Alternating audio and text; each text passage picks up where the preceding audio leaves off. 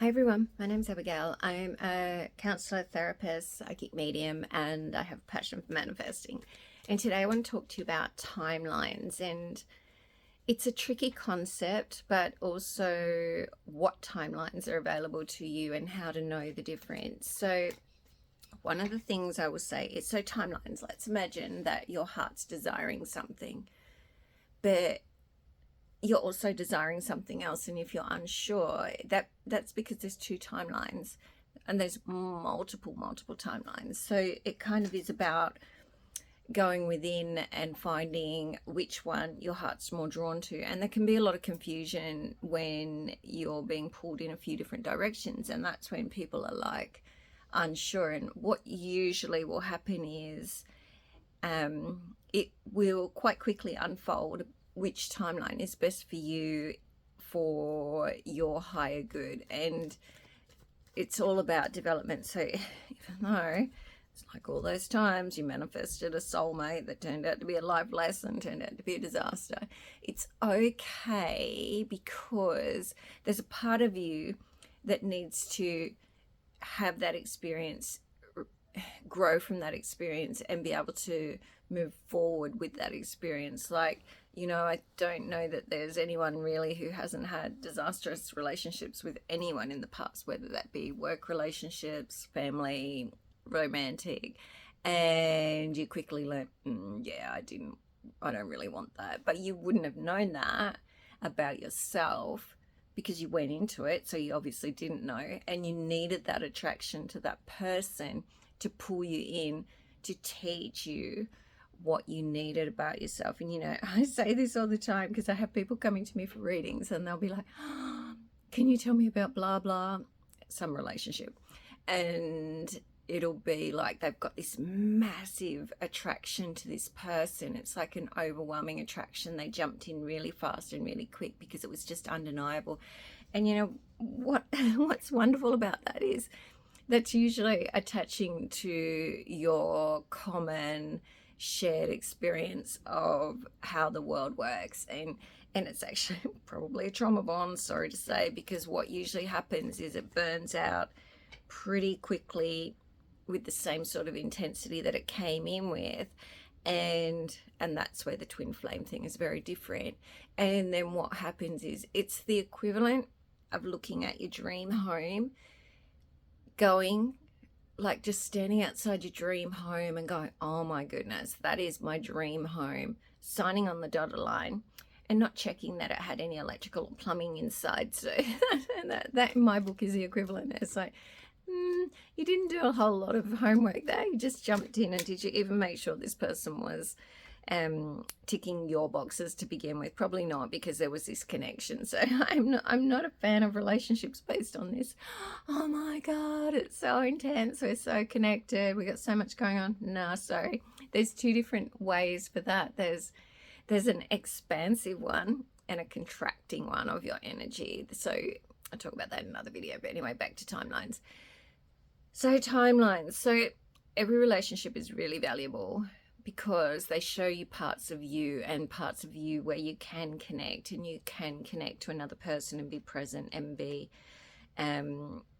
all that you want in a relationship. So one of the things that most people will come to manifesting when they want money, jobs, or a relationship to work out. So when they're manifesting a relationship and jobs, this is about jobs too, and money, I honestly believe there are timelines that aren't available to you. And there's also timelines that you misinterpret. So there might be, what's a good example?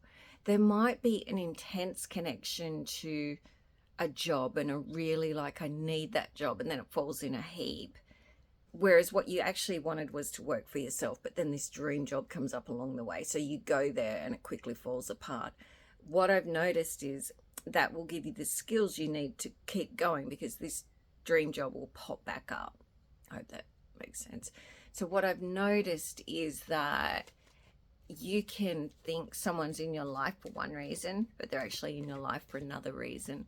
Similarly, I do think there's timelines that aren't meant to play out. And what will happen is you'll start manifesting that timeline. You'll start going through all the steps and doing all the things, but if you're aware of your energetic energy, and if you're aware of, you're conscious of yourself and what your thought processes are, especially the healed ones, you'll start to notice that it's not resonating. And when I say it's not resonating, I kind of mean that it's just kind of falling flat. Like, it doesn't. Okay, so let's imagine that you're manifesting. So you're visualizing in this future events with this, let's say, person.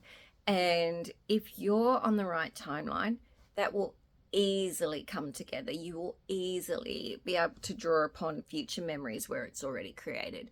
It won't be a problem to feel forward when you're in the most relaxed state, be present in those future memories, enjoy, and bring that back to the present reality. If a timeline's not meant for you, it will be very difficult to do that. Now, I know lots of people, when they start manifesting, they go, well, I can't visualize anyway.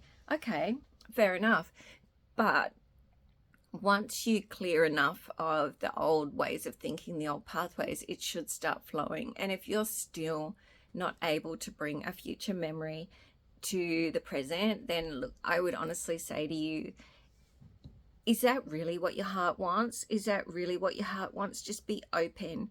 Just be open and see what comes up, and see if there might be something better waiting for you, that maybe this timeline is meant for you, but maybe there's some more beautiful things in between. Like, for example, I was working with someone who, she always wanted this SP, the same SP over and over and over.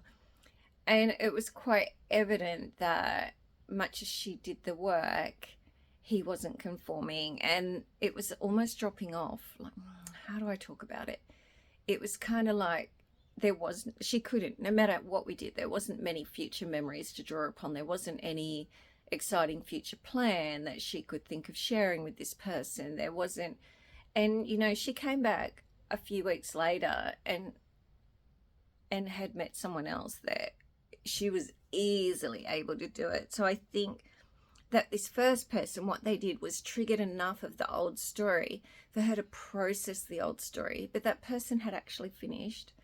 Whether they come back when she's much older and finish with this new one, but the new one was, it felt more open, it felt more warm, it felt more connected, and I could feel, when she talked about it, into the pattern of their future memories that could be drawn back to create a feeling in the present to manifest upon. So if something's really, really difficult to manifest, don't give up, but be open to a timeline that's a much better fit. Especially, okay, I'm going to say especially if what you're trying to create has an impact on a lot of other people. I don't know why that matters, because everything does, obviously, but there just might be so much resistance within your system of past experience that it's not best for you. I don't know how to explain it. But anyway, if you've tried and tried and tried and you're not able to see future memories with this person, just be open and just go, okay, that's all. Because I can guarantee you, I can 100% guarantee you that what you do have future memories of is meant for you and will come in, and that's where you need to focus and open to that energy and open to that emotion and open to that presence, and that will be divinely orchestrated for you. I mean, you can probably make the other one happen, but even though manifesting can be a lot of work to begin with, I don't know that it's gonna unfold. I don't know if it will, actually. I actually don't think it will. I think what you need to do is, and I don't think this happens very often, because I think most people are pretty open and not too stubborn, but some people are, and it just is what it is. But like I read for someone the other day, and she was asking me about a man in her life that had caused her a lot of pain, like a lot of pain and drama. And I didn't feel he was going anywhere anytime soon, even though he had done some terrible things. But so I didn't tell her to not focus on him. What I did talk about was safety around her and how she could level up and what she needed to address, because the relationship with him felt a lot like the relationship she had with her father. So we put a lot of steps in place to address that. And then I would go back with her when she's stronger. And if she's wanting for him to conform, then we would focus on that, because there's too much pain and trauma in the present and safety for her to be bringing that in. So in this instance, whereas most people will say focus on your SP and bring them in, I would say forget all of that. Focus on you and safety and how you got there in the first place in your relationship with your dad. Totally take him out of the picture. He's in your energy. He's in your energy. He's there. In what capacity? We don't need to be putting that in her energy at the moment. What we need is for her to be totally focused on her and healing and growing. And she was open to that because she knew that any present time work wasn't going to be focused on bringing him in. And also there was the fact that it was too big a jump for her to imagine him conforming, and it was also too big a jump for her to have healed her dad's stuff to be in any place where she was ready for a relationship. So we kind of did it the other way around. Like, let's focus on the trauma and the past healing patterns, and then let's focus on the person. He's not going anywhere. He's over there in your energy, but it's not a healthy energy. So let's go into you first and heal all these patterns before we go bringing in a new version. Because the new version, and you hear this a lot online with people that bring in SPs, yeah, you'll bring in your SP. Yeah, you'll do it. But what will happen is it will fall to pieces after a few years, because there's still the deeper work on yourself. You've brought them in on top of a shaky foundation, even though you don't feel like it's a shaky foundation. The purpose of relationships is they come in, you come together, and it's a reflection of your childhood in so many ways, and the relationship you had with parents, caregivers.